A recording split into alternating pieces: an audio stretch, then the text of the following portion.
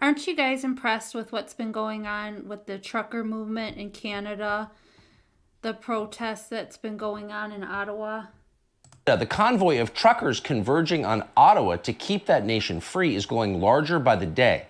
They left from Vancouver on the western side of the country on Sunday. They're protesting the federal government's vaccine mandates for cross-border truckers, among other things. That mandate took effect on January 15th, preparatory to a worldwide digital travel pass, internal passports for everybody linked to your health status, but not limited to your health status. If you can't see the future in clear outline right now, you're not paying attention. But the truckers in Canada can. The Canadian Trucking Alliance estimates that roughly 16,000 truckers in Canada are not vaccinated. That convoy also includes truckers who are vaccinated, but who aren't going to stand for tyranny. Here's what the convoy looks like. This started with vaccine mandates, but for most here, it's about a lot more. I think this is more of a freedom movement. Well over 1,000 people lining the Trans-Canada Highway outside of Winnipeg in -30 wind chills, protesting what they call government overreach. Somebody has to stand up for Canada, and the truckers are doing it. It all started a couple days ago in Delta, BC. Truckers protesting vaccine mandates at the border. Now, as the convoy logs more kilometers, it's getting more support. We're just really tired of getting our freedoms trampled on. It's worth sticking up for what you believe in.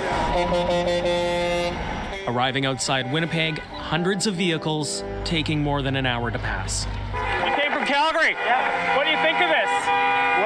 It's awesome. To take our country back. As it rambled by, no one was hit. It was peaceful.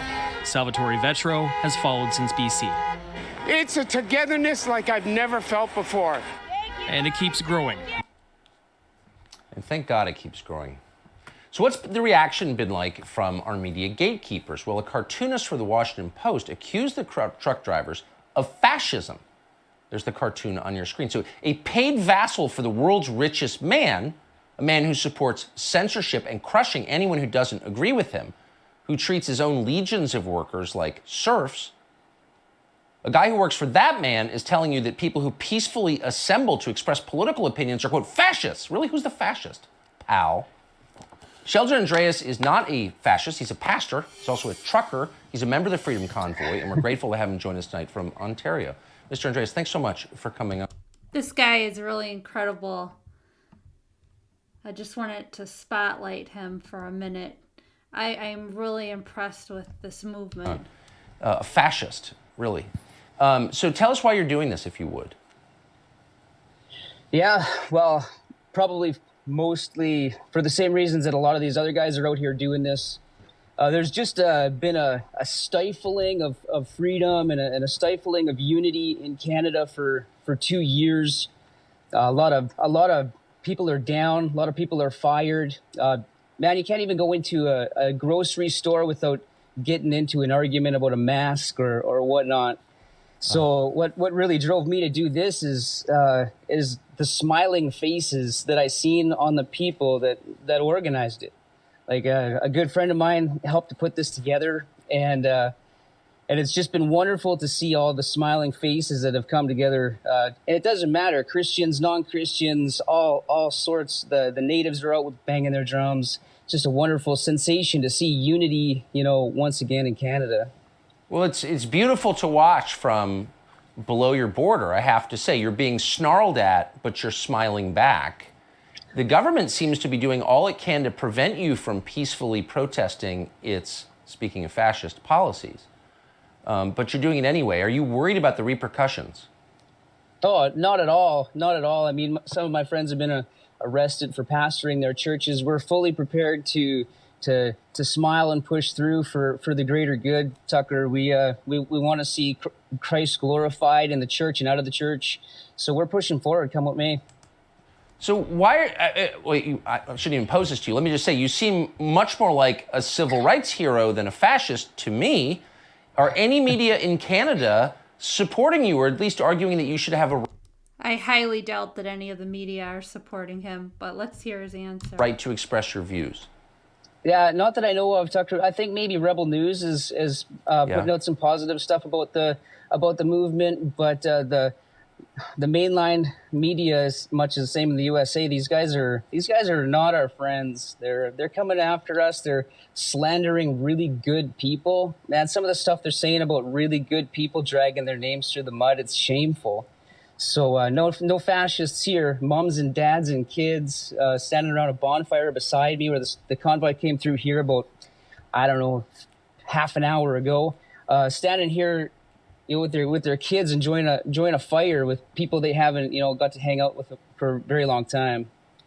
I got to say, it's just so thrilling to see this, having watched Canada, such a beautiful country, a wonderful country, descend into this darkness, and to see someone like you standing up cheerfully is really affirming. So thank you. Sheldon, Andreas, good luck. Yeah, you're welcome, Tucker. Thank you. Thank you.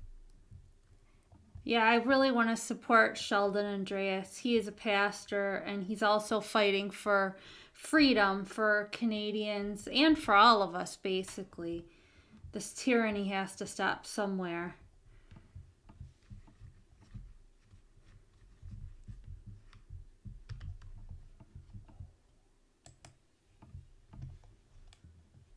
Okay, it looks like I don't have anyone joining me on this live stream, so I'm going to keep it relatively short. Let's see. I had one other bit of news I wanted to go over with you.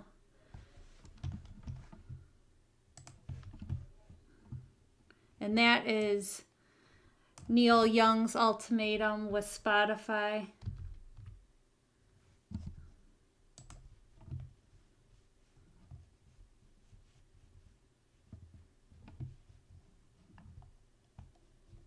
Here it is. A storied rock legend gave a streaming service that has more than 172 million paid users an ultimatum this week. It's Joe Rogan or me. Neil Young told Spotify he didn't want to share a platform with the podcaster who has been accused of spreading misinformation about COVID-19. Is it really misinformation when you have a doctor on, Dr. Robert Malone, and you ask questions about the vaccine?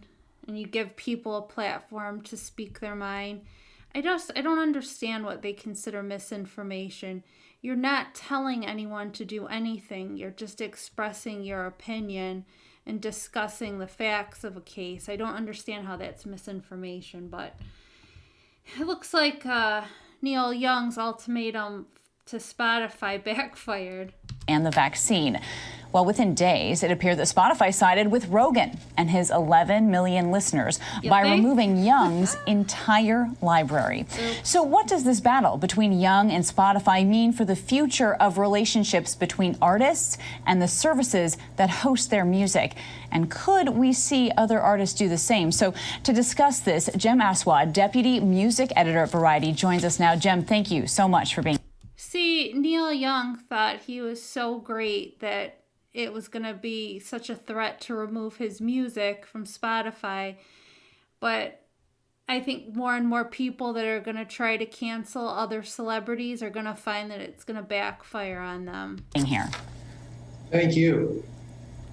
So, Jem, first of all, Rogan hasn't commented on Young's stance, yet Spotify was really quick to make their decision and remove Young's whole catalog. So why do you think the company acted so quickly and really here in support of Rogan? Because the relationships are different between the two of them. Joe Rogan has a deal with Spotify, and it's a $100 million deal.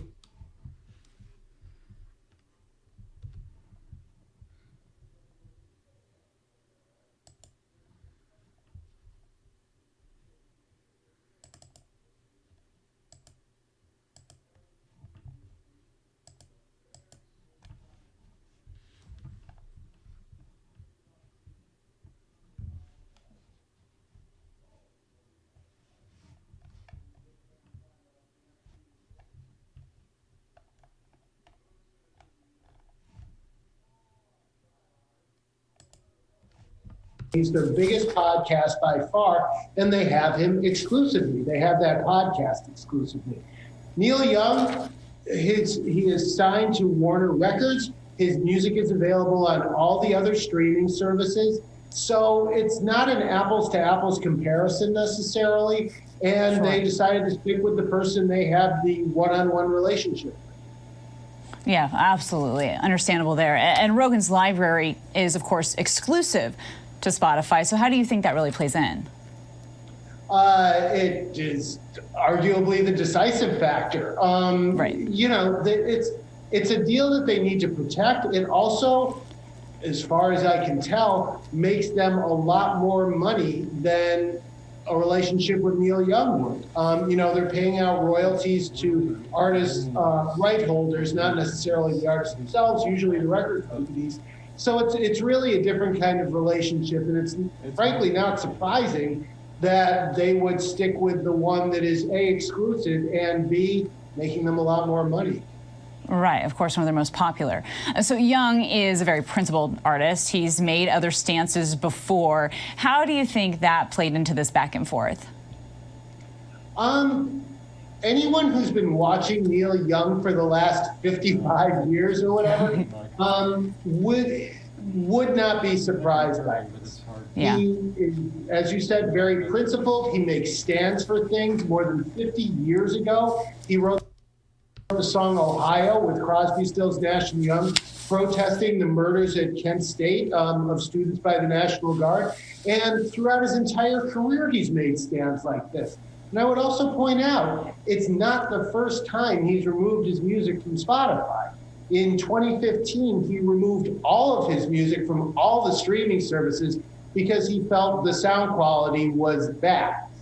He's a big stickler for sound quality. He's a big stickler for principles. And once Neil Young digs in his heels, he's not moving unless he changes his mind. Well, all I can say is that I'm so glad that Spotify didn't bend to Neil Young's. I'm so glad that Spotify didn't bend to Neil Young's ultimatum and they stood up for Joe Rogan, because I don't think Joe Rogan did or said anything that shocking at all, because we are allowed to question medical advice. We're allowed to question the government, obviously. I don't think, let's see here. I just want to see if there's anyone in the chat, because I don't think that there's too many people watching here.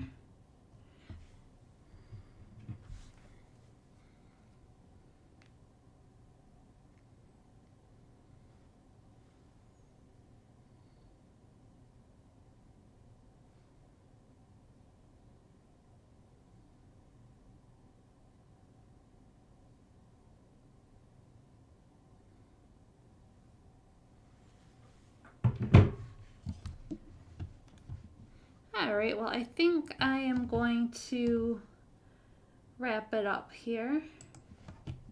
Unless anyone has any topics they want to discuss. Let's see.